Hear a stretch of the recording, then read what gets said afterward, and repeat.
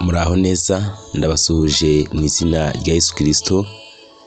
Imana ishimwe kubw'uyu mwanya mwiza iduhaye kugira ngo twumve icyo ivugana natwe. Nje ubasuhuza nitwa Nkundamahoro Salomo, mwene so muri Kristo Yesu.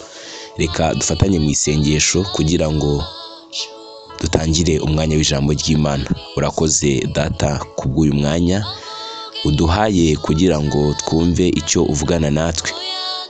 Ugize neza, ni wowe utwitaho kandi ukamenya icyo imitima yacu ikeneye. Ibyiringiro byacu biba muri wowe kuko ariho bitabasha gukorwa n'isoni, kandi ni wowe uturinda buri munsi ukatugenera ibidukwiriye. None uyu mwanya mwiza ndakwinginze udufashe Umwuka Wera usobanure byinshi birenze ibyo nsobanura, kandi niwe musobanuzi mukuru erega. Urakoze, ibindi byose uganze mu mitima yacu mu izina rya Yesu, amen.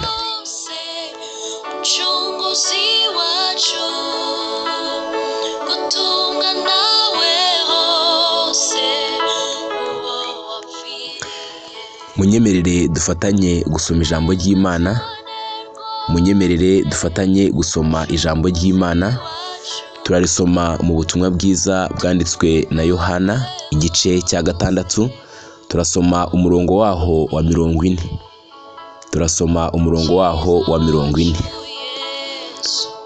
Haravuga ngo icyo Data ashaka ni uko buri wese ubonye umwana we akamwemera ahabwa ubugingo buhoraho, nanjye nkazamuzura ku munsi w'imperuka. Hanyuma aho nsomye ni muri Bibiliya ijambo ry'Imana, ariko reka nsome no muri Bibiliya yera, niho iri jambo abantu bose barizi. Yohana igice cya 6 umurongo wa 40. Haravuga ngo kuko icyo Data ashaka ni iki, ni ukugira ngo umuntu wese witegereza umwana akamwizera ahabwa ubugingo buhoraho, nanjye nzamuzure ku munsi w'imperuka. Hanyuma tugiye kuganira ku ijambo rifite insanganyamatsiko ivuga ngo icyo Data wa twese ashaka. Icyo Data wa twese ashaka, cyangwa icyo Imana ishaka kuri njyewe nawe.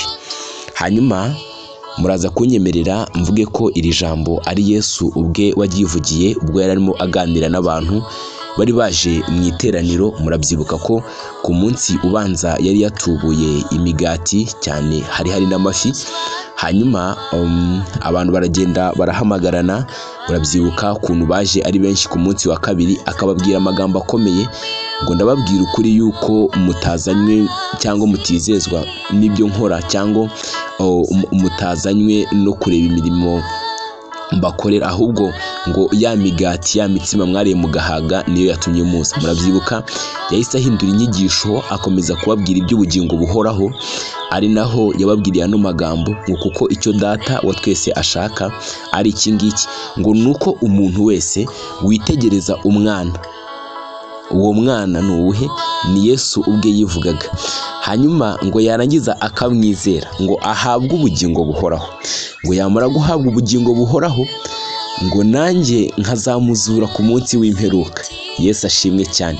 Mu yandi magambo, hano harimo ubutumire, cyangwa harimo icyo Yesu abwira abantu ko bo ubwabo icyo basabwa ari ukwizera uwe watumwe n'Imana. Muribuka ahandi yavuze ngo kuko umurimo w'Imana ari uyu nguyu, ngo nuko mwizera uwo yatumye. Niwo murimo wa mbere ubanzira izindi yose, kandi uno murimo ni nawo uzatuma ubwo impanda izavuga tuzazurwa mu bapfuye. Nicyo Yesu yavuze ngo umuntu witegereza umwana akamwizera. Muri Bibiliya ijambo ry'Imana, munyemerere nze kuza gukoresha ijambo bakoreshejemo nyuma, ariko mbere yaho gatoya reka mbanze mbabwire ubu bushake bw'Imana nshatse kuvugaho. Ubushake bw'Imana buvugwa hano ni ubushake bw'Imana burimo icyifuzo. Ni ubushake bw'Imana burimo icyifuzo. Mbibutsa ko ubushake bw'Imana burimo ibyiciro bitatu, ariko ndashaka kubabwira ku bushake bw'Imana burimo icyifuzo, cyangwa ubushake bw'Imana burimo nakwita nk'ubusabe. Ibyo ngibyo ubibona mu gitabo cyo Gutegeka kwa kabiri, iyi Imana ivuga ngo dore icyo nagushyize imbere, twebwe nk'abantu, cyangwa yabwiraga Abisirayeli ariko natwe biratureba, ngo nagushyize imbere ubugingo kandi nanone ngushyira imbere n'urupfu, ngo ngushyira imbere umugisha, ngushyira imbere n'umuvumo, niko ijambo ry'Imana ritubwira. Hanyuma rero niba maze kumenya icyo Imana yanshyize imbere, ngo nkoreshe ubwenge bwanjye, ariko harimo ubujyanama, ngo ariko uhitemo ubugingo, ngo ubone kubaho n'umuryango wawe cyangwa n'abagukomokaho, nibwo bujyanama. Hanyuma iki cyifuzo cy'Imana ahangaha ntago ari uko kuba Imana ibishaka kwibaza ngo ni ukubera iki bitaba.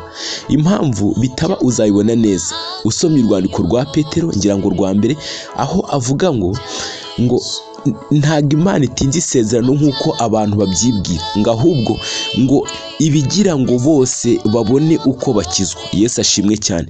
Ngo ibitegereje bose ngo irebe ko hari uwundi wakizwa akamenya agakiza.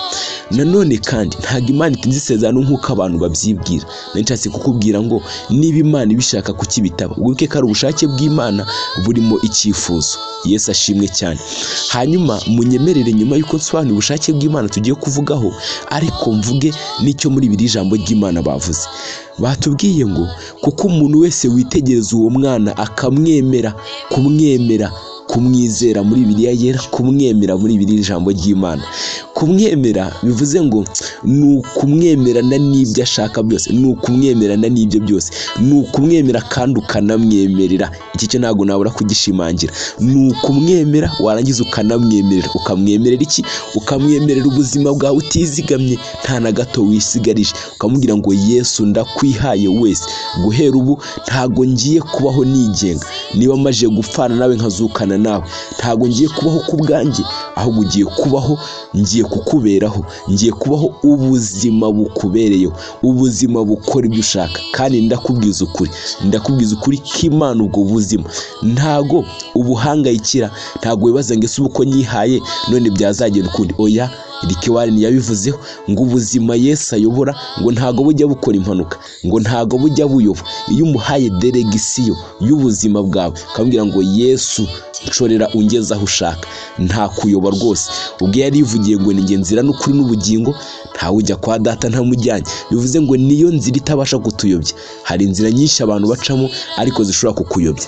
Ngo umuntu wese ureba umwana akamwemera kandi akanamwemerera, ngo akamwizera, niko muri Bibiliya yera bavuze, ngo ahabwa ubugingo buhoraho. Mu yandi magambo, ubugingo buhoraho namaje kubuhabwa njyewe nyuma yuko majije kwizera. Ntago byarangiriye aho ngaho, ahubwo hari n'irindi jambo nk'isezerano mfite. Umunyemerere mbabwira ikindi Rick Warren yaravuze. Rick Warren yaravuze ngo kubizera ntago twari twatangira kubaho, ngo ubu turi mu myitozo yo kubaho, ngo ubuzima nyabwo tuzabaho buri nyuma y'ubu ngubu, ngo nibwo tuzabana n'Imana ubudatandukana, ngo nibwo ngo tuzibanira nayo mu bwami bwayo, ngo nibwo tuzayireba amaso ku maso, ngo imitima yacu inyurwe no kuyireba gusa byonyine, ngo nituyitegereza ngo imitima yacu izanyurwa. Hanyuma rero iki nicyo nashakaga kubasangiza nk'ibyiringiro byanjye. Nge ndabizi ko nyuma yuko nizeye Yesu akanshyiraho ikimenyetso cy'amaraso nk'uko anyemera, uwumwizeye wese ubyibuke amushyiraho ikimenyetso cy'amaraso bigaragaza ngo uyu ntakiri uw'isi, amaje kunyizera abaye uwanjye.